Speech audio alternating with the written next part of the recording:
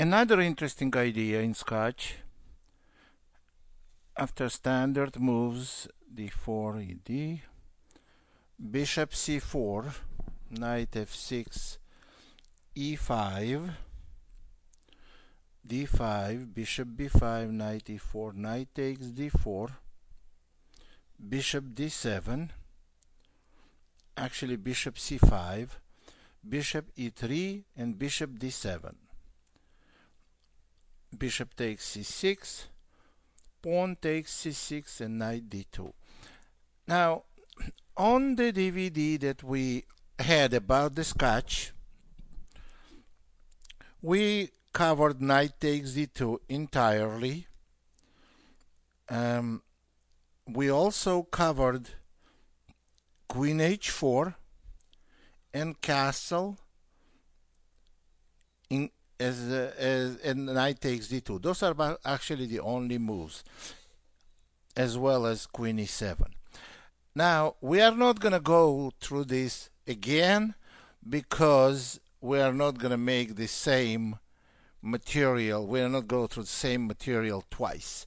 What I want to do is, actually you have to probably pick up the other DVD where I entirely analyze this opening, but I want to add a couple of further developments.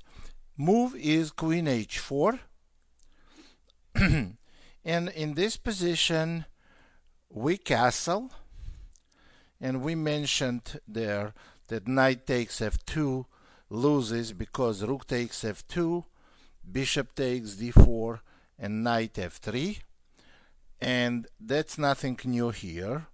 We already all analyzed previously. But so in this, after we castle, black castles. We play knight takes e4, queen takes e4, rook e1, queen g6. This is actually part of modern theory. Now, knight b3 is the move that was played, and it's not bad move. I think white may have slight advantage after bishop b6. But move I would recommend, there's something that is new here. Move I would strongly recommend, and I'm convinced that gives white an advantage, is move knight to e6. Well, as you quickly can see, it's not any sacrifice, because if bishop takes the knight, doesn't matter which way, we take black's bishop, and this position is better for white. Now let's look at the other option, and I'm going to tell you why this position is better.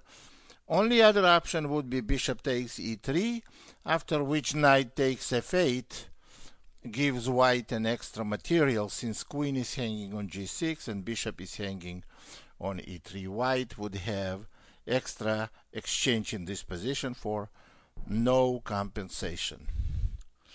So let's look at bishop takes e6 and bishop takes c5. Actually, it wouldn't have mattered if in the position here queen takes on e6 or pawn takes on e6. Basics of this position stay the same, as well as the evaluation. Well, let's look at bishop takes e6. Bishop takes c5, and we have opposite color bishops. It's very difficult to compare white's bishop on c5 to black's bishop on e6.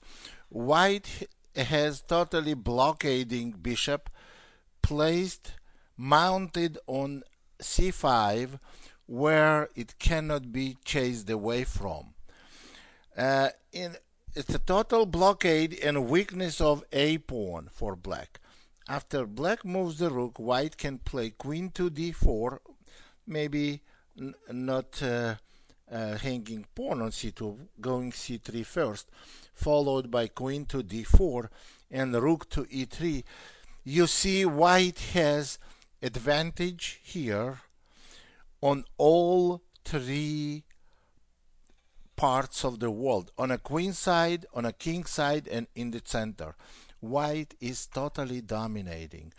It's interesting that I played this position several times, and somehow I missed knight e6 move and I didn't play it.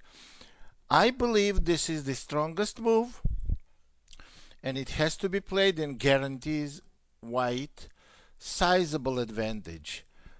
And that's another addition to the Scotch gambit positions.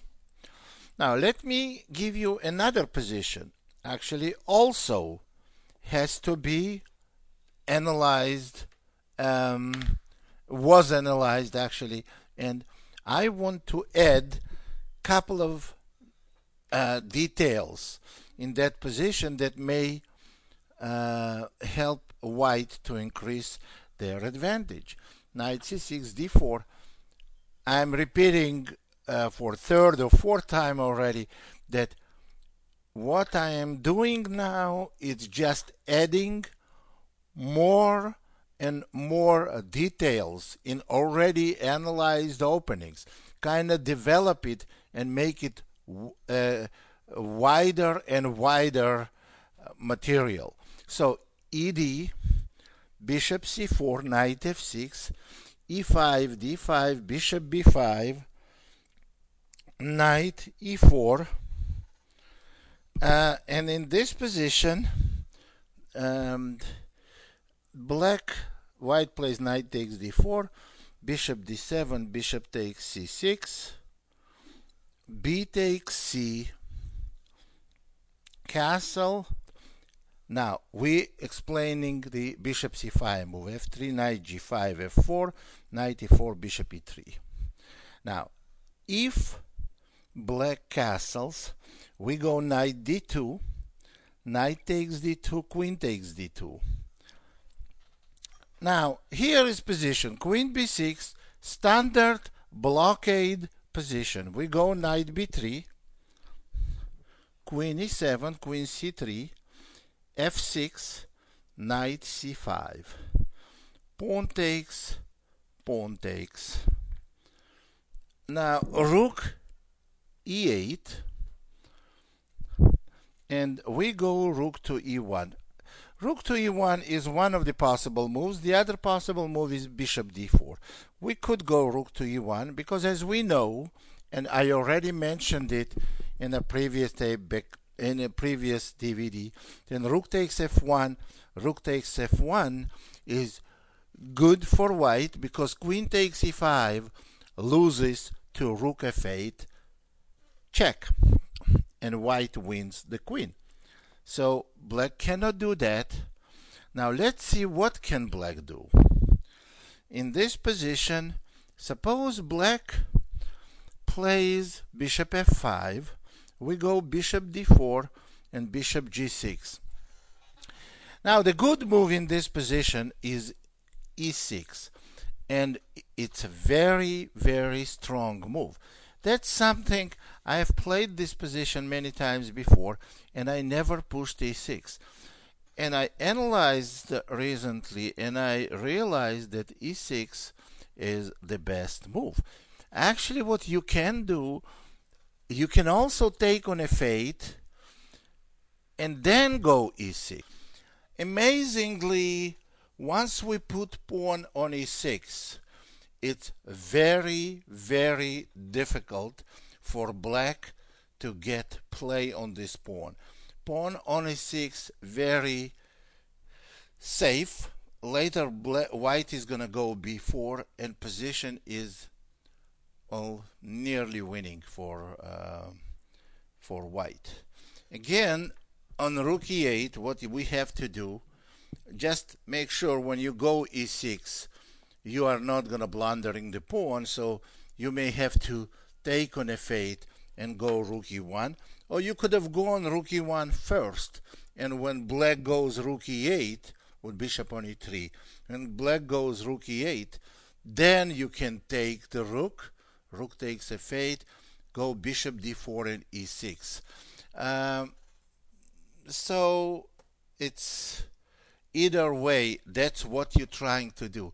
The reason why I'm not clarifying exact move orders the way you want to do, because the way you have to do, because black can vary with move orders. The basic idea and target for us is to understand what we want. We want to push pawn on e6 and stay on e6, realizing that black cannot increase pressure on this pawn, and we're going to have sizable advantage. This is not a good position.